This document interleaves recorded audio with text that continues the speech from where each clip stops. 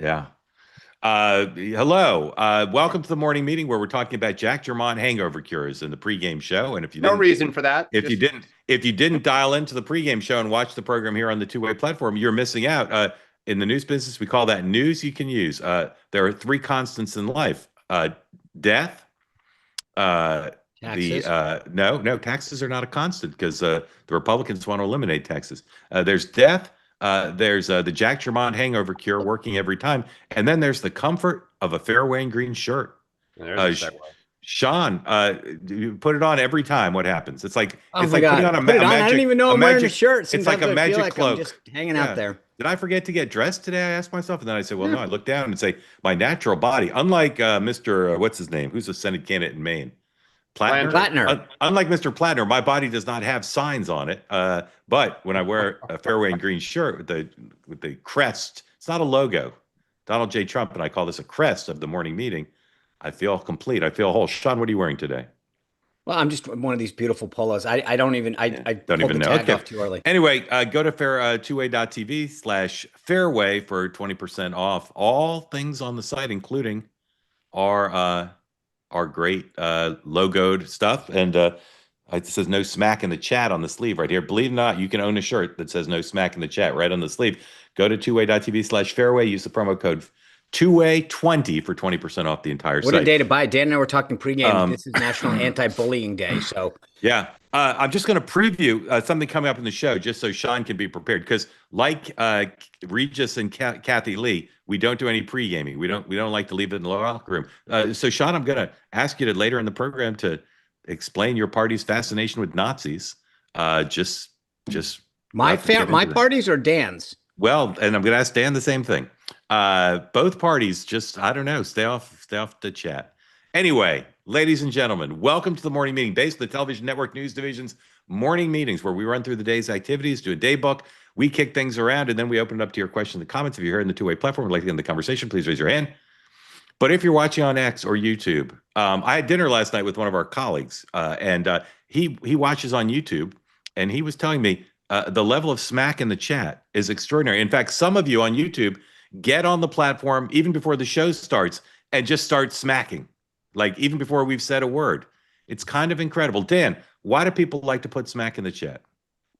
That's a great question. Too much coffee. It's right up there with apple pie and baseball.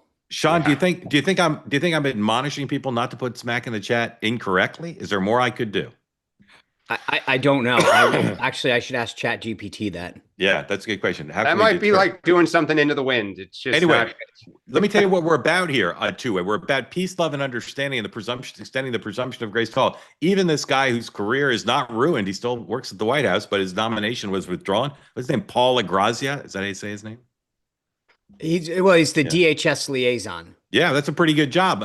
Hey, Mom, Dad, I'm the DHS. That is a job. I work in the White House of the United States. It's a construction site under demolition, but nonetheless, I work at the White House, and I'm the liaison to one of the biggest departments ever created by any government outside of Peking, and yet Politico wants to end my career. All right, here we go, the day book. The president has nothing on his schedule except at 4 o'clock he's meeting with the Secretary General of NATO, known in Europe as OTAN. This comes as many European leaders are concerned about the president's current posture, whatever it is today, on the war between Russia and Ukraine. And this guy is a bit of a Trump whisperer. What's his name? Mark Rutte? Mark Rutte. So that meeting's at 4, and it's closed press currently. Now, the president tends to love talking with using Europeans the way the Harlem Globetrotters used the Washington Generals. So maybe that'll open up and give great material for two-way tonight. But as of now, no plans to see the president. The vice president, however, second day in Israel, meeting with scheduled to meet with Bibi Netanyahu, amidst word that apparently Jared Kushner, Steve Witkoff, and the vice president of the United States are not enough to wrestle Bibi to the ground. Marco Rubio is headed to Israel as well later in the week. So that'll be 4 of the top folks in the president's orbit who deals with the Middle East. And Mike Huckabee's there too, of course, ambassador. Try to wrestle him to the ground. No end in sight for the shutdown. House remains out. There's a couple of Congress people of both parties. I don't know what this is about.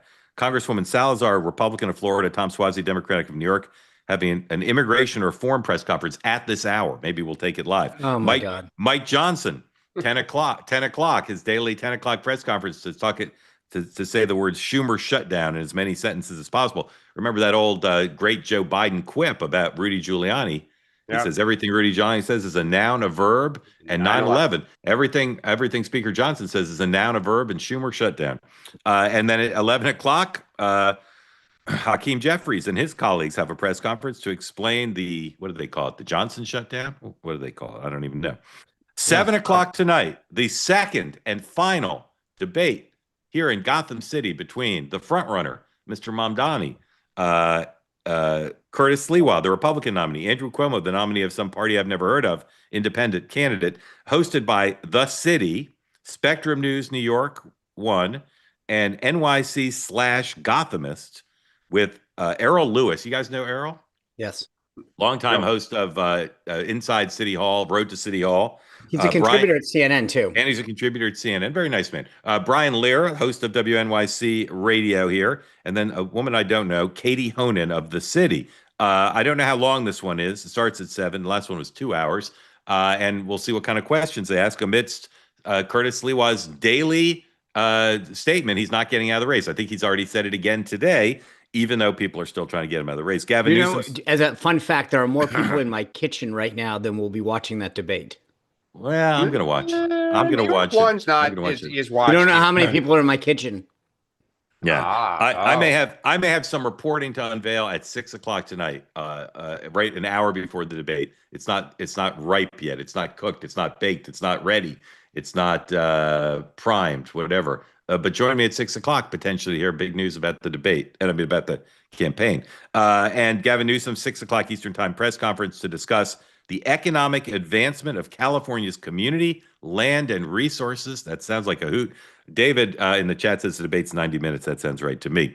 John Sununu this morning, an announcement video we'll talk about in a moment, got into the Republican nomination fight to be a senator again from the greatest state God has ever created, the Granite State. All right, gentlemen.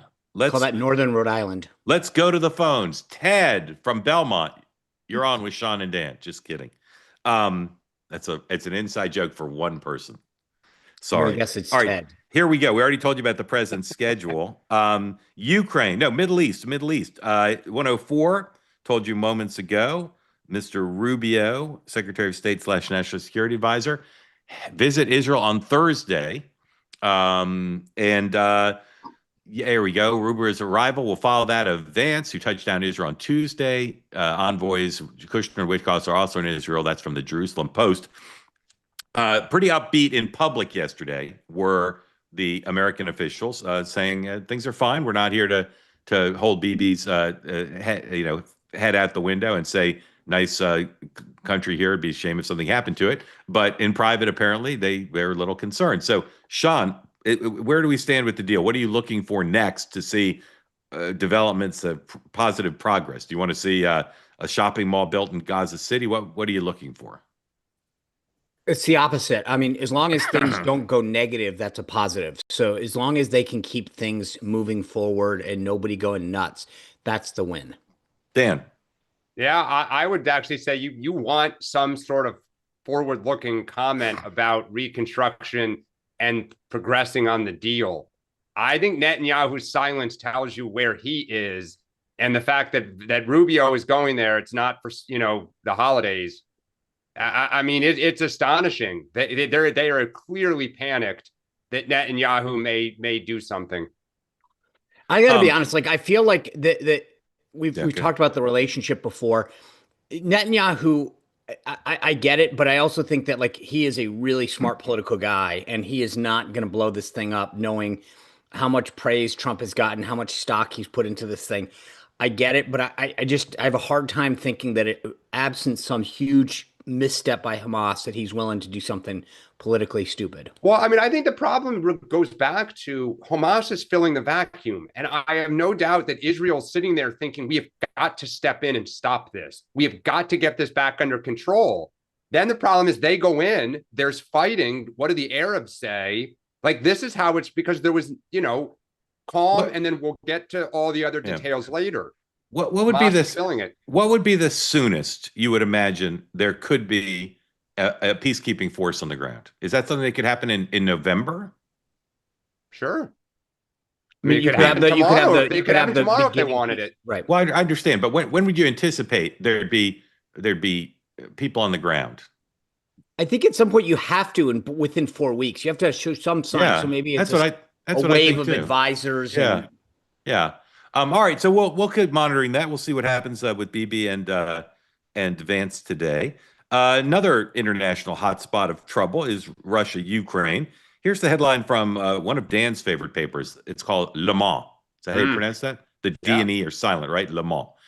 Here's the headline. War in Ukraine. Trump's wavering puts Europe under pressure. EU member states are meeting with Zelensky on Thursday. That's tomorrow, aiming to extend their support for Kyiv. This has become imperative as Donald Trump now seems to be getting closer to Moscow once again, even though his meeting with Putin was indefinitely postponed. Dan, this is what's confusing to me. And I was writing my newsletter this morning. It's kind of a little cognitive dissonance. Getting closer, but he canceled the meeting. Is he getting closer to Moscow? Or is he in no man's land now? Where is Trump? Is he on the Ukraine side, or is he on the Russia side, or no man's land? The fact that we're asking this question is the problem, because nobody knows. He ping pong. I mean, just within 1 week, he's ping ponged about 3 different ways, and I think that's are we with Ukraine or are we not? And I think the question's really going to start becoming, because I think deep down he wants peace, but he doesn't want to be bothered with this. Like, he wants it done. And if he can't get peace now, it's like, I'm washing my hands of it. So then the question becomes, are you willing to let Russia take Ukraine? That's the bottom line now. I think that every time that Trump opens his mouth, everyone tries to say, oh my God, what side he's on. Yeah. I actually don't think he's been that far off where he's always been, which is kind of what Dan said, which is, look, I want there to be peace, but I don't want to own this. This was Biden's war. Like, I don't want to get my hands dirty on this. So I will help if I can. I will see what I can do, but I understand that the guardrails are really thin. If I go too far to Ukraine, Russia's going to go nuts. We get dragged into a war. If I get too close to Ukraine, my base goes absolutely nuts. I don't think he's been that far off. I think everybody interprets something. He says something nice about Zelensky. They go, oh my God, he's caved and he's going to go help the Ukrainians. Yeah. I don't think it's that different from where we've been. So we're not an ally of Ukraine. Brilliant. No, we're not. We want to end the war. That's what he wants. He wants to. So we're not an ally of Ukraine then. He wants to end the war. Sean, what you just said was so brilliant. Somebody clip that off, put it on YouTube, and say. But do that you know what the problem is? Put it on X and do that little thing where you either say this with the down arrow or the little eye thing, whatever. Oh. Sean, exactly. Sean, here's my question.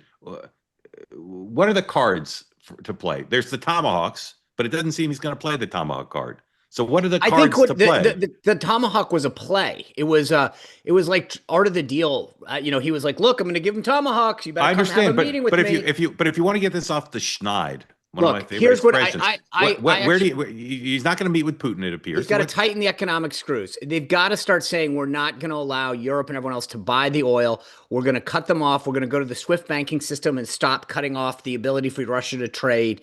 I mean, there are some real economic things that would have. This has caused Dan to do the vomit emoji with his own face. I mean, I've heard this for 6 months. He's never going to do it. Dan, just to be clear, there's a difference. You're saying he won't do it. Mark asked me, what could he do? And I think there's a distinction. Oh, sure. And that's where I think the one thing that I think that like the military stuff is, I think what scares a lot of people, because you go, guess what? You do this is what happens. The economic stuff has a lot more upside than downside as far as I'm concerned. All right. Well, I haven't heard that from anybody but Sean S. Spicer. So let's hope somebody in the White House has a card to play. Okay. The third international hotspot to highlight is China, where Scott Bessent and Mr. What's that dude's name? Mr. Greer are heading to meet with their Chinese counterparts amidst still some lack of certainty about whether the president and Premier Xi will meet on the sidelines of the Asia Summit in Korea coming up in a few days. Here is Mr. Greer himself this morning on one of my favorite morning shows, Squawk Box. 119, please. And on again, off again. Can you fill us in, Mr. Ambassador? Where do we stand right now with the president and his meeting with President Xi? Well, there's a spot for it on the schedule if it happens. Obviously, it's a mutual decision as to whether President Xi and President Trump meet together. Obviously, I think it makes sense to talk, especially at a time where there are a lot of measures in place by the Chinese. But we'll see. Is Secretary Bessett's involved at See what he said there? Well, slightly she. lower level too? Well, Is that, she. is that coming Friday? So Secretary Bessett and I, we're leaving today, actually, to go to Malaysia, and we'll meet with the Chinese on the front end of this whole swing to try to see if there's room to move forward on some of these really difficult issues that have come up due to some new Chinese measures on rare earths. All right. So at the end of the Asia trip, 0 is Cold War hostility, and 10 is Nixon era detente. Where will U.S.-Chinese relations be? I have my own view, which I'll save for the end. Sean, where will we be? 0 is Cold War, 10 is full detente. After the Bessett-Greer meeting, or after? No, Trump? after the whole thing, after this whole 7-part dance where Trump and Xi could meet in Asia and the president travels around Asia. 6.5. 6.5. Dan? 5. Absolutely no difference. The correct answer, 7.2. I'm very bullish. I'm very bullish on what's happening. Wait. So what is changing from that then? We get rare earth. The Chinese were just, mussing our hair. There's going to be something that will look almost like a grand bargain, I believe. So the Chinese back off and we don't back off? No. They're buying pull off export controls. They're buying soybeans. They're getting chips. Yep. Okay, and all of that's going to actually happen. I think it might. I'm very well. No, I say that somewhat jokingly because the history of the gatherings have been statements of agreement, no follow through. Yeah, statements of agreement, no follow through. Yeah. So I have no doubt. I have no doubt that there will be some statement because she won't want to be embarrassed and Trump won't want to be embarrassed. He or she.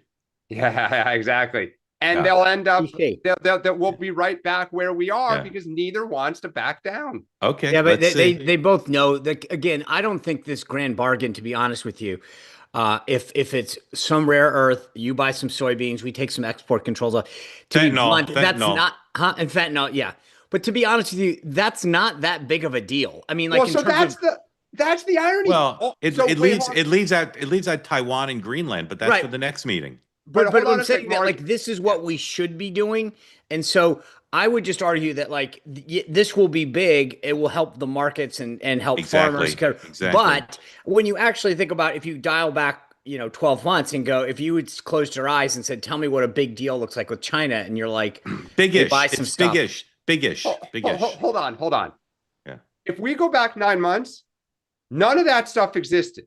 So the whole deal is the manufactured crisis that was created. Okay. What was what you just described? Soybeans, other than fentanyl, soybeans, fentanyl, and TikTok. When did they promise to buy the soybeans? When did they promise to buy the soybeans? They will on this trip. No, they will. No, but again, guys, it's the arsonist firemen. There's nothing in that deal that was not created by Trump's crisis. Wait, when were they ever going to buy? The soybean purchase was never part of any deal ever prior to Trump. Dan, prior to Trump. Tell me what Joe Biden got in 4 years from Xi. What's something Mark, you're moving the goalpost. He did not create the crisis.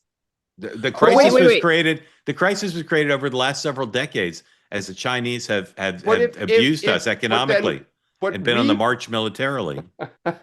They pulled rare earths because we did the tariffs, right? No. So we then said no on the chips. It's all reactionary. Rare earth I'll give you, but soybeans was not. Where we were on January 19th. That's what the whole thing then becomes.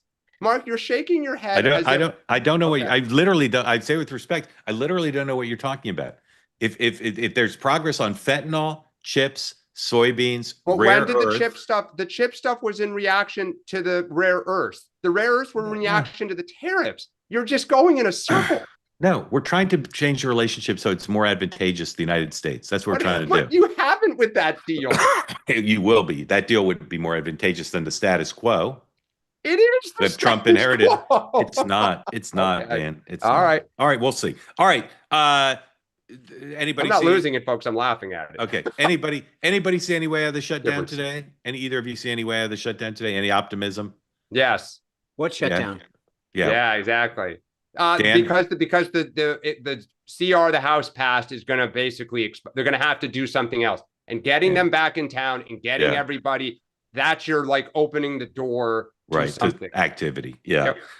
I agree with you, but I still think how you negotiate a deal here is still very tough because both sides still think they're winning. Both sides have their dander up, and the president doesn't seem to want it to end. Yeah, but just to the point, and I know we said this yesterday, but like once that date expires and they have to come to the table, and then the House Republicans ostensibly lose the talking point, which is we've passed something, right? Because it expires. Then when you get in, you can make a grand bargain, which is because the idea of saying we got to reopen the government to do this, you've lost that talking point, and then there's the ability for both sides to save a little bit of face and say we'll reopen and do this at once, right? And that's where I think you can get a real grand bargain. Right. All right, it's going to be a 1-year CR. Yes, I think you're right. All right. Because I contain multitudes, I'm about to court trouble for this program, or at least for myself, as I introduce this topic. Okay. We're going to talk Hitler. Yeah, we're going to talk about Hitler.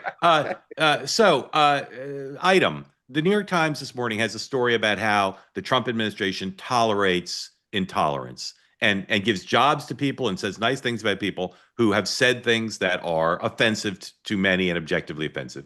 And they include in the story, in their kind of laundry list of, look at all the horrible people associated with Trump. They literally include a picture and then a sentence about Elon Musk's salute. So they're back to saying, even though we can provide 1,000 photos of 1,000 Democrats doing this, they're about to do that. Okay, number one. Number two. By the way, Mark, you just got clipped. Someone's going to send that around. Exactly. Well, I did it off camera. Number two, when that story occurred, I came up with one of the greatest headlines ever in my newsletter, as far as I'm concerned. Okay, because like the great Mel Brooks, I think joking about Nazis is perfectly acceptable. I just do. Mel Brooks did it. The producers, go watch it. Here's my headline. There's all this controversy over the allegation that Musk had done a Nazi salute. I called it Führer. Okay, best headline I've ever read. Hilarious, but a joke about Nazis. Okay, now here's this guy, Paul LaGrazia, who in a chat thing with a bunch of people who warned him if the things are real, who warned him and said you don't want to be writing stuff like this. He made jokes about Nazis, as did these young Republicans a few days ago. That story, and now you have Mr. Plattner, Democratic Senate candidate in Maine, with a tattoo which is widely described as also being a Nazi thing. So on the one hand, Dan, we should all be denouncing the Nazis. Least controversial statement possible. On the other hand, people joke about stuff. People do stuff. People say and do all sorts of things. And does that mean they should be not run for the Senate or lose their job, whatever? How do you feel about this stew of a debate about intolerance, tolerance, cancellation? How do you feel about all this? I think the marketplace should make the determination. If people look, I think one of the things now about everyone's going to have a digital footprint. You know, people text both in their personal lives and professionally. You know, it used to be careful what you put in an email. Now it's be careful what you put on Instagram or a direct message or X or your text messages. Someone could screenshot it. The marketplace will make a judgment. If they think it's inappropriate, it's like with Trump. I mean, when he speaks and does stuff, some people are horrified and offended and say this is not what a leader should be. And other people say, I don't have a problem with this in a leader.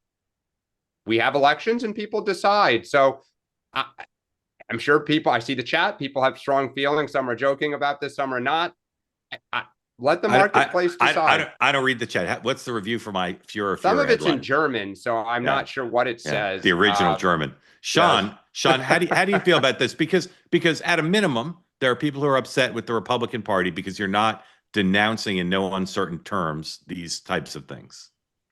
Well, first of all, I will say this just to be clear: the person who wrote that story in the New York Times, as much as I hate the New York Times, is even worse than the New York Times. I mean, what that person wrote was very typical for their style. You're talking about Katie Rogers? I didn't name a name. You did. Well, I'm just asking. Well, I'm just asking if that's the story you mean. I'm not denying that that's the person. Oh, you think she's more biased than most New York Times reporters? Yeah, I mean, I think that like she has a history of being very anti-conservative, very pro. Okay, so she's worse than you. If your standard New York Times is a 5, she's a 10. They should get her an editor, maybe. Well, how about just get her a? Well, they should get rid of her. That being said, look, we talked about this example of the kids the other day. These younger Republicans. They're not kids. They're adults. I said younger Americans. They made and they've all, to my understanding, as they've gone through this, faced consequences. There is a difference between and I can say this as somebody who's told a lot of jokes that have fallen flat or been completely taken, right? Joking about something and having it come off versus thinking something. So saying, that's very fill in the blank and stupid versus I believe that they're a good person. So expressing sympathy or admiring a brutal dictator is very different than trying to make a stupid joke. And the context does matter. To Dan's point about the marketplace, you need to be able to explain, was I joking? I have generally, advised people there are certain topics you stay away from. That's one of them. Or you face the peril of that. There's other violent acts that are never smart to engage in discussing because, again, they leave open to interpretation what you meant. Do you think the world would be a better place if Hogan's Heroes was never made? I was never a big fan growing. I mean, I don't know. I'm probably the wrong person to ask. I never liked it, but I don't know if that's just my fantastic. Bob Crane's best work, I felt. It's a controversial view. All right, Plattner.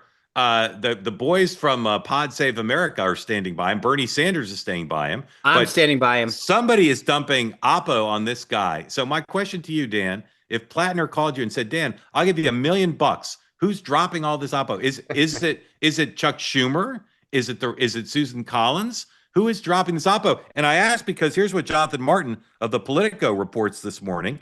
You think it might be over. It's not. Jonathan Martin says about the Oppo and Plattner, there's more to come. I'm told by sources very familiar with the Plattner opposition file who spoke on the condition of anonymity. And some of it will be even more localized, which will make for ready-made targeted mail and digital ads from his opponent. Doesn't say which opponent. Doesn't say if that's former governor, what's her name, Mills? Janet Mills. Yeah, Janet Mills or Susan Collins. Martin writes, I've learned, for example, that in 2020, Plattner went online and called the Hancock County Sheriff's Office a den of, quote, overweight pansies and flatly said, quote, cops are opportunistic cowards. Now, I have 2 questions, one for each of you. Sean, if you're an advisor to someone running for Senate who's never run for office before or not, shouldn't you do self-opposition research so they'd know about these things? Absolutely. Okay. The challenge early in a campaign always is that it costs money. Yeah. And so when you want to do it, you have a in-person, like, let's go through some of these issues. You hope the candidate's straight with you. And then as you get a little bit of money in the door, then you hire a firm that says, go through and look at their digital footprint. Right. One of Plattner's top aides quit. But so far, Sanders is standing by him. The valuable Pod Save America brothers standing by him. Dan, who is dropping this Oppo on him? And I mean, well, you answered that. Then I got one more for Sean on this. Sure. I know who's not, by the way. So first off, this is going to go down in the textbooks as one of the great political kill jobs that I've ever seen, just in terms of all of this. You look at the timing and the incentive. This started right after Janet Mills got in the race. I don't think it's her, but I believe that it is people who support her. Could be the folks on Maryland Avenue, or a lot of this stuff now, because it costs money, is outsourced to third-party groups that are in coordination with, unofficially, Maryland, with the campaign Maryland Avenue is a DSCC Chuck Schumer, right? Correct. And Kirsten Gillibrand. Sean, here's my question to you. This maybe I should ask myself, because it's a question about journalistic ethics. To me, as big a story as this Plattner Oppo is who's doing it. And Jonathan Martin and they've given it to 6 different news organizations. They've given little pieces of it. I know if you take and it's all inside the Beltway. They know who they're giving it to. I know. But Martin's saying it's going to start going to main press. I know if you take an opposition research dump from a source, they say you can't say where you got it from. But it seems to me this is a journalistically suspect thing because they know who's killing the guy, and yet they're not saying it. Yeah, but this is again. So remember, this is the game. Look, we did this for 6 years when I was at the RNC. This was pretty normal. And so to your point, though, reporters know that if you want a taste, if you want a little something, you got to play the game. If you don't, great. I shop it to your competitor, and Mark Halperin gets it, and everyone goes, "Hey, I saw what Halperin printed in his newsletter. Can you come to me next time?" And I mean, listen, I dealt with plenty of reporters, and we would say, "Hey, listen, you sat on it for 24 hours last time. We need to go." So this is this is a business. Remember, okay, Dan, why isn't Plattner coming out and calling? He must know who's doing it, right? Oh, I don't think so. No, you don't think he knows? No. I mean, there's only two choices. I think he knows why it's being done. Honestly, but no, he knows it's. Like wouldn't he be better off? I'm asking rhetorically. I don't know. Yeah. Mightn't he be better off to just have a press conference and say, "I call on Janet Mills and Chuck Schumer to turn off their establishment attack dogs"? No, sure, of course. I mean, but it's also like because they're exposing some of the bad things I did. I mean, it's not like they're making up stuff. Well, but it's not like it's not like he's not talking about it. Exposing the things that I said about blacks and Jews and sheriffs and understood. I also think you're getting into a process fight. And if you go to the end of the day, you're trying to get Maine voters. They're not going to worry about kind of where it's coming from. They're going to be like, dude, really? Yeah. But I got to tell you, this is a huge, if you are Tim Scott at the NRSC right now, you're going, whew, because it's a late primary. He's not getting out. The guy's got a boatload of cash. Sanders is sitting by him. Mills is old. She's 77 years old or whatever. I mean, the bottom line is those guys going at it for another year. You don't think Plattner's going to be forced out? No. No, okay. I agree.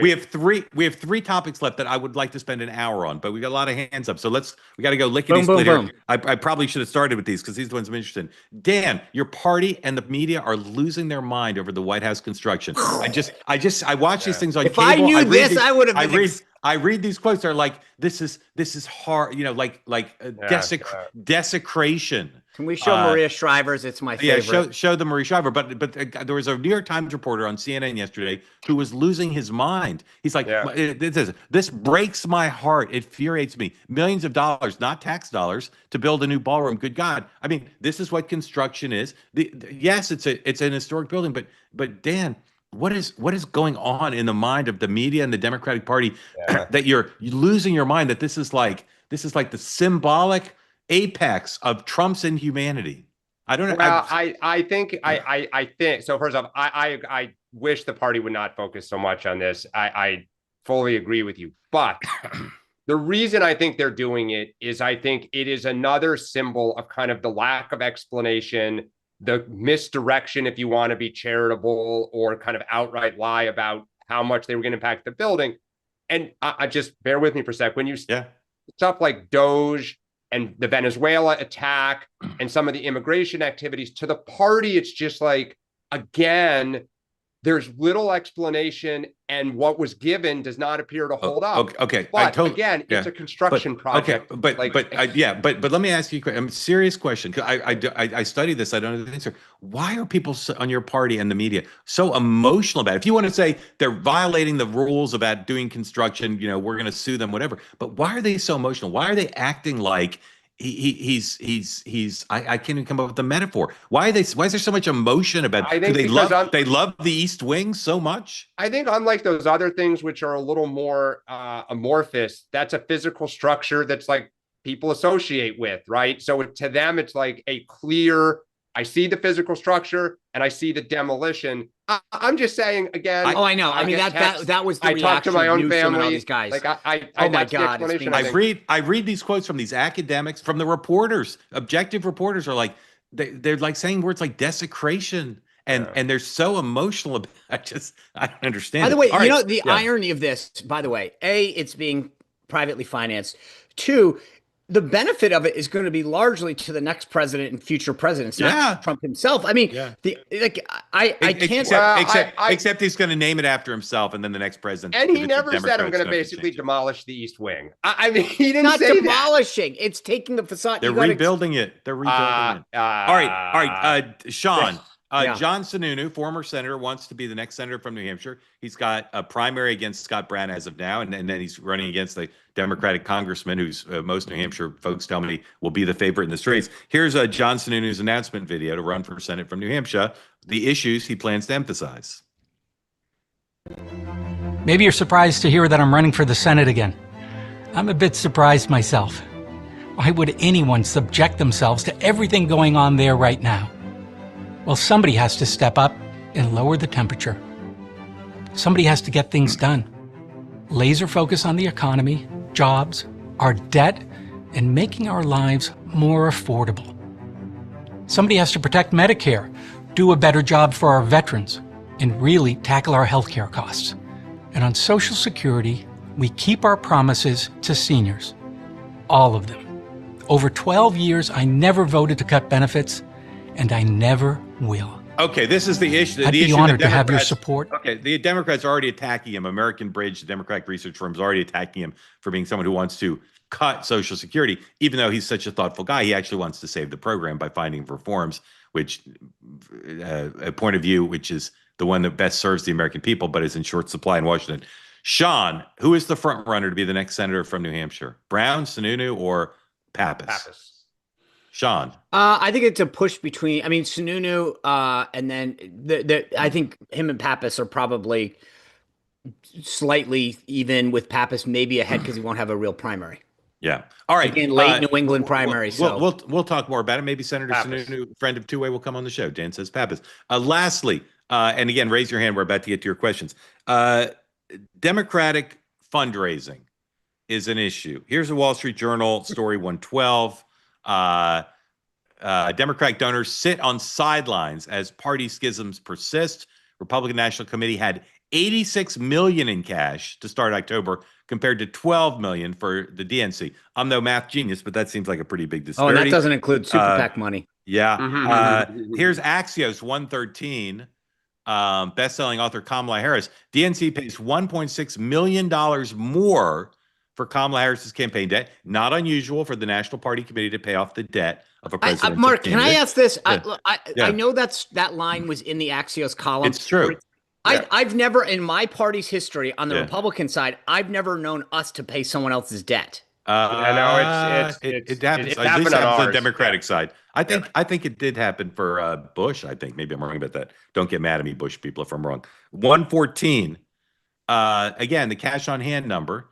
And the DNC is very good at protecting the chairman by saying, here's what happened in 1940, and there's nothing unusual about this. The party that loses is always in power. But 86 million to 12 million cash on hand is if it's not a historic disparity, it's pretty close to it. So, Dan, if you were brought in as the DNC finance director, how would you solve this problem? Well, I actually will say this. I don't think the party is having a problem. The DNC is having a problem because the DCCC for the House, the DSCC for the Senate are outraising their Republican counterparts. Our candidates are doing extremely well, especially compared to their Republican counterparts.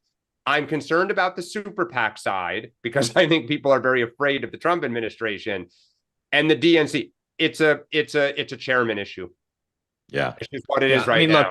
Look, but I mentioned the super PAC money. Trump's combined super PACs it's amazing. had over $300 million, and they're going to spend a lot of that money in the midterms. Yep. Yeah, this is a huge disparity that's actually not getting fully appreciated. They talked about to the point of how impactful that is on the get out the vote part, on the data, the digital, the advertising front. Well, and don't underestimate the number of Democratic donors that think if they write $10 million, they're going to be under investigation. By the way, I don't care if you go back to Washington himself and the DNC has paid off debt for the Dems. The idea that Kamala Harris just scored a massive book deal, is running around doing events, and they're still paying off her debt, that just doesn't sit well. I can't imagine a donor getting a phone call and saying, hey, she's getting loaded rich. Dan, why are they doing it? She's not the incumbent vice president. Like, is it based on an arrangement?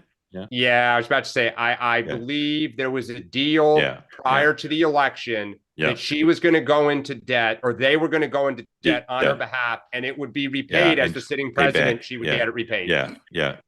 And they're only had $1.5 billion to spend in 105 days. Colleen, welcome in. Just a reminder, let everybody know where you are.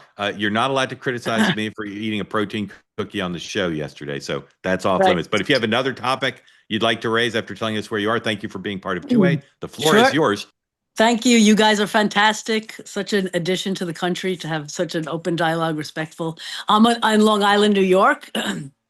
So I would just wanted to, I could discuss so many things about, you're talking about Trump's leverage with the Ukraine and universities. I just spent a year at Columbia University doing a mid-career master's, and I can tell you that he's absolutely correct. The students are terrified of voicing opinions that are don't fit the status quo. And it's sad. There's no intellectual discussion. Even younger students from China, for example, would say to me, because I was very expressive about my opinions, and I'm a Democrat my whole life, but they would say, we came to the United States because we thought everybody here could speak openly and debate things and have topics. But here at Columbia, and I love Columbia University, by the way, my whole life I've been associated with it, but it's a situation that needs to be resolved. What's driving people's inhibition? They're terrified of being canceled. I would say to the students on the left and the right. On the left, I mean, I mean, for example, I did a speech there on patriotism. That's one of the topics I was going to ask you guys about today, saying I think it's a national security issue that Gen Z is. That patriotism, like only 22% will say they're proud to be American. Yeah. When I did this speech, and it was very measured and talking about how I think that we should, have a mandated national service so that young Americans spend time with each other and to try to attack the polarization issue. Because going forward, I do believe it's a national security issue. A lot of the students came up to me afterwards, "You're so brave. Talking about patriotism. You should have called it something else. People are going to think you're a Republican." I said, "How do you know I'm not a Republican?" But, I mean, it's just, I just think that all these other issues that we debate and discuss every day as a nation and fight about, the main cancer is the polarization and the division. And we have to get to the younger generation because it's just getting worse. I mean, and Gen Z now already, young Americans can't say they're proud to be American. It's embarrassing to them. They even my sons, who I've raised purple, because I have friends and family that I love on both sides of the aisle. And again, I've been a Democrat my whole life, though I'm ashamed of the Democratic Party right now. It's an issue, and I think the only way to tackle the cancer that is polarization and division is starting young and doing something like a mandatory national service where young Americans from around the country, all economic backgrounds, all political backgrounds, all race backgrounds, work together. And then once they spend time together, they will be able to solve problems together, because how are we going to face all the problems that we have if we can't even work together? Yeah, so my question is basically, what's the chance of having a mandatory national service? I think it should be top priority. Yeah. Sean, I'd love for you to comment on a range of what Colleen said, and then specifically on the national service. Yeah, I mean, I don't mean to beat the same drum over and over again, but you watch these studies where kids spend so much time addicted to a phone and they're not interacting with human beings.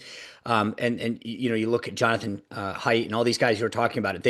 The relationship piece, the interaction with individuals is so different, on a basis. And I think that's part of the problem. On the national service piece, I'm with you. I'd love to see it. We talked about this the other day on the show. Yeah.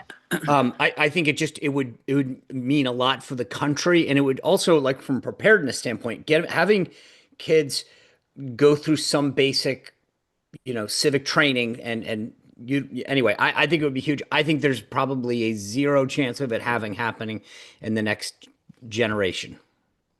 Well, that's very sad because something has to be done to prevent. Someone would have to. Here's the answer, Colleen, to your. And Dan can tell me if he disagrees, but I think somebody would have to make it. Somebody at a very high level, or two people, make it a champion the effort. Because until then, that's just yeah, someone has to make it something that people respond to and join or not, but it's not going to happen organically. Like President Trump, he could.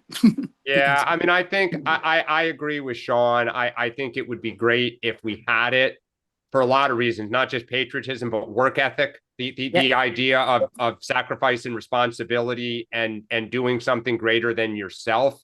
I think a generation that thinks very, inwardly. But I agree. There's something, I mean, I could see the attacks of it being un-American to require this. I could see different communities objecting. If a Republican called for it, Democrats would say no. If a Democrat, Republicans, it's the Tea Party, like get off my lawn type of thing. I think in terms of young voters and not being proud, I'm with you. It does break my heart.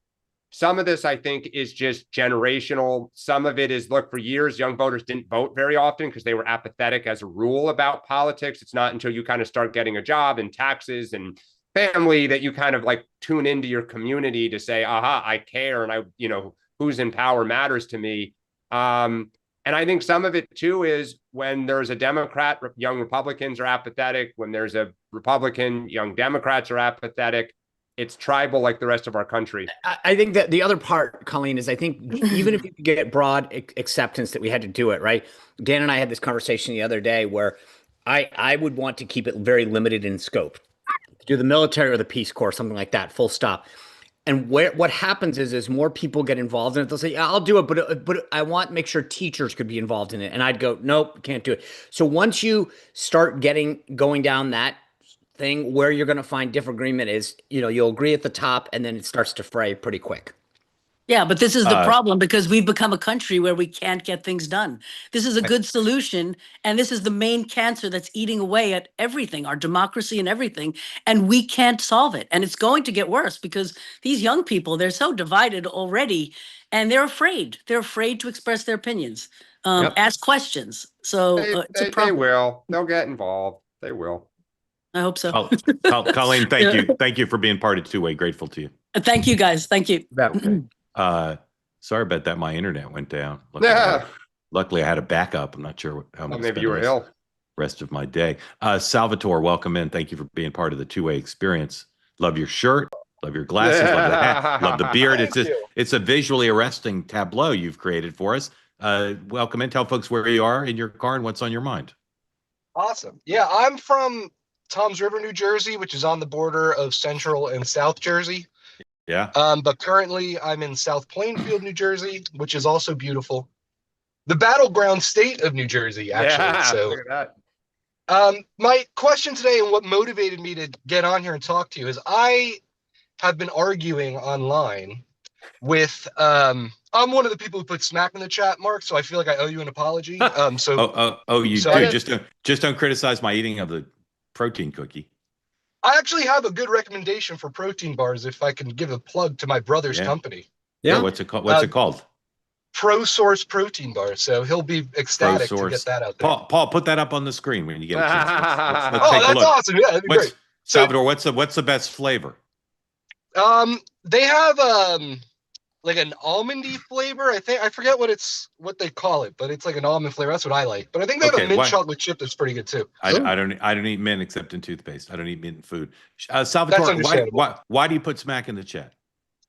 Well, I feel like it's just my disposition being an Italian from New Jersey. I try and control it the best I can, but it just emanates out of me. What's an example of something you'd put in the chat that I would consider smack? Careful.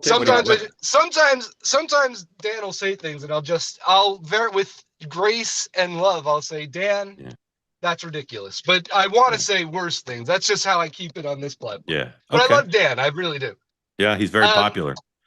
He's a star. So I just wanted to kind of express my frustration. And Dan might appreciate this conversation because I feel like I've lived through the party realignment that everyone talks about all the time, but I don't think it's really over yet.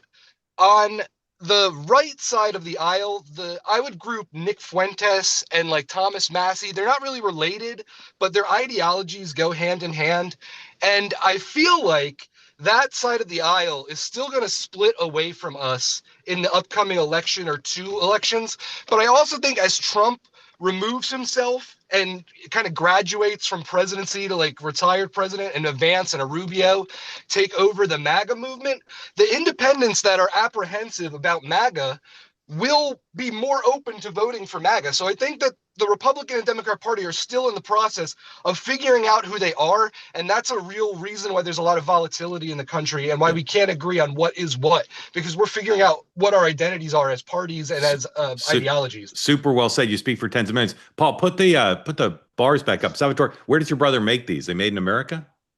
I actually think they have to pay tariffs from Canada, but I'm not sure. I don't want to slander the company. And is this? Can you see the screen? Are these the right ones? Is that his? I believe that's it.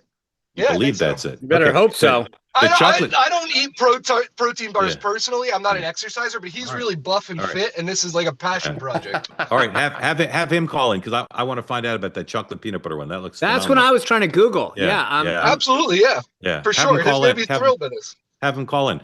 Sean, reaction to Salvatore's very de Tocquevillian insight into America.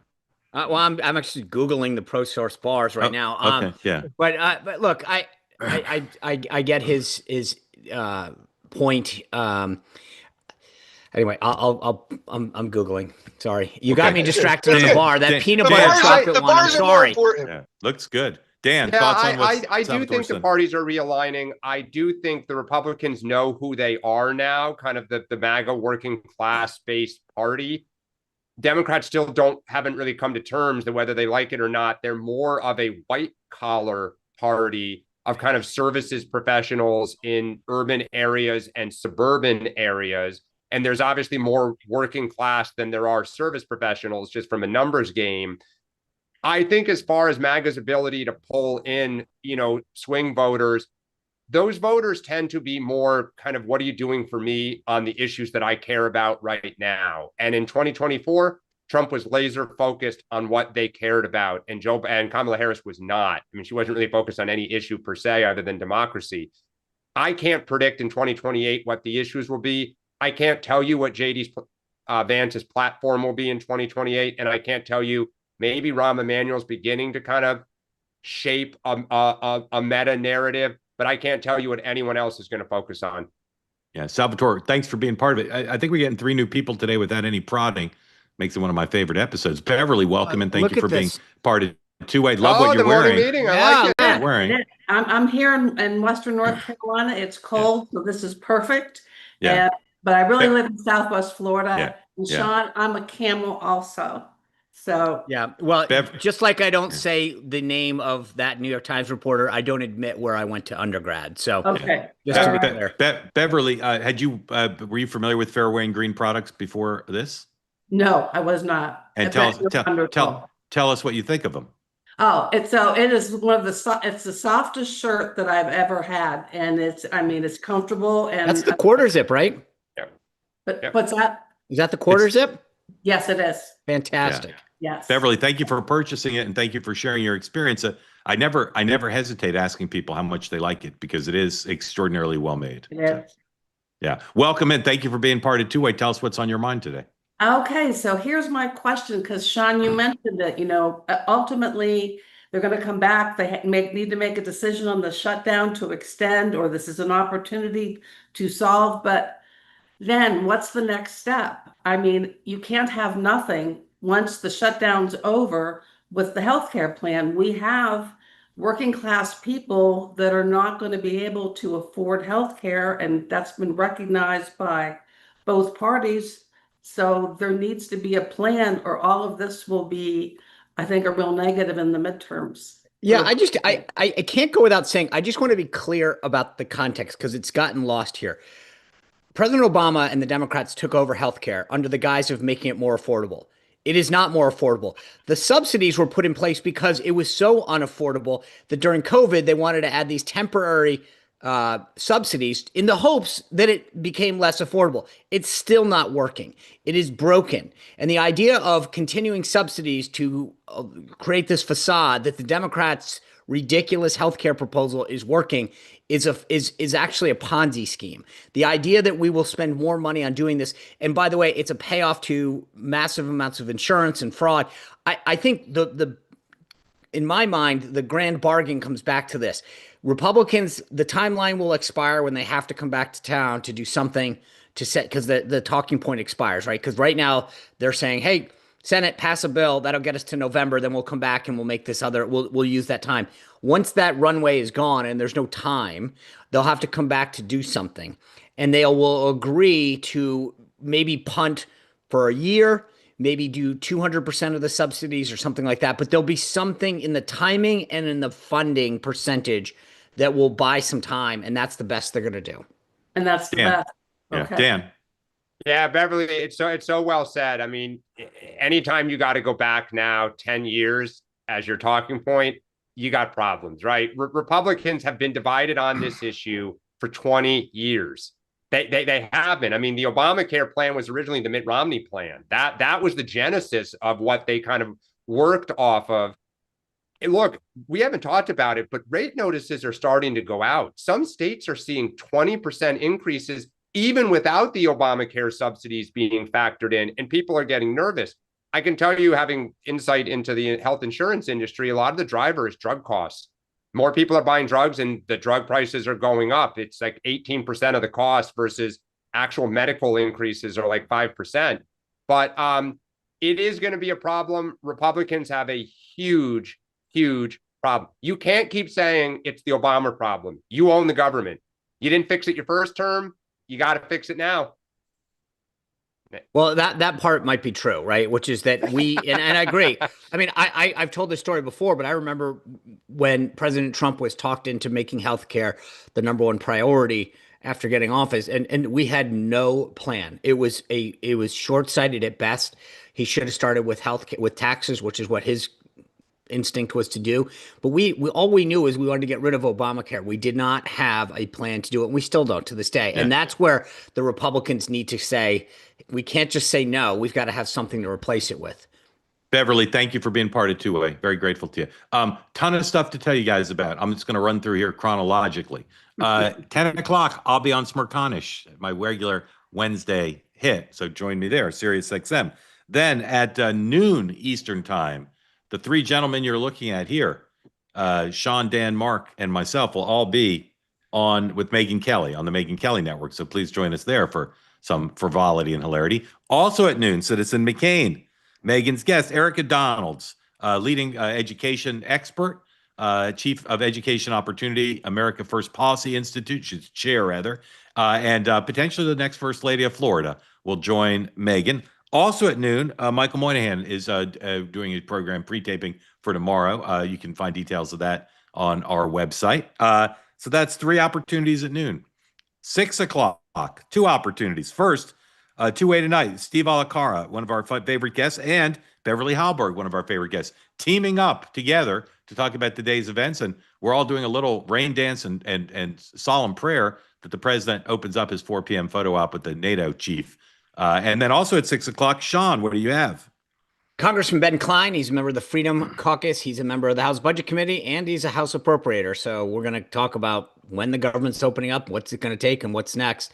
By the way, real quick, I did an interview with Alan Dershowitz on Monday that aired, and we really got into that press freedom question that we all went around on. So if you want to hear the legal interpretation, that's up on the channel as well. Great. And then finally at 7 o'clock, our friend Bridget Fetisi has a show on the dream of home ownership. Standing by live, not really. Here's Bridget with the preview. Home ownership was once considered part and parcel of the American dream. Now it is something that is out of reach for many Americans. Do you own your own home? Do you want to own a home but can't afford it? Do you own a home but wish you didn't? What are some of the benefits and disadvantages of home ownership that you've experienced?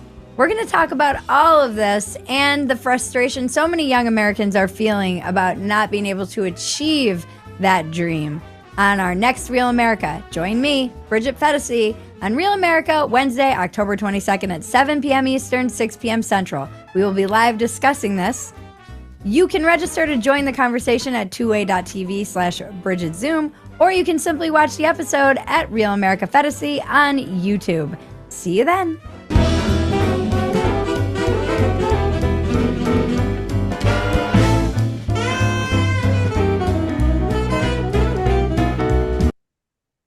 All right. That's a lot of programs to remember. Dan, here's a quiz. Give me the order. Tell me all the programs that are on today. We had the morning meeting, then you're on with us, Rakanish, Megan Kelly, Megan McCain all at noon, but also Michael Moynihan taping at noon. Two-way tonight, Sean and Bridget Fedesi. You're effing genius, as Pink would say. I pay attention. Very good. I'll see y'all in Sporkanish in just a moment. And the three of us, believe it or not, because of our commitment to the craft, will be back right here in 23 hours on the morning meeting, 9 a.m. Eastern time tomorrow. Thank you for your service to America. Thank you for your attention to this matter. Thank you for sending us free protein bars. Have a good day.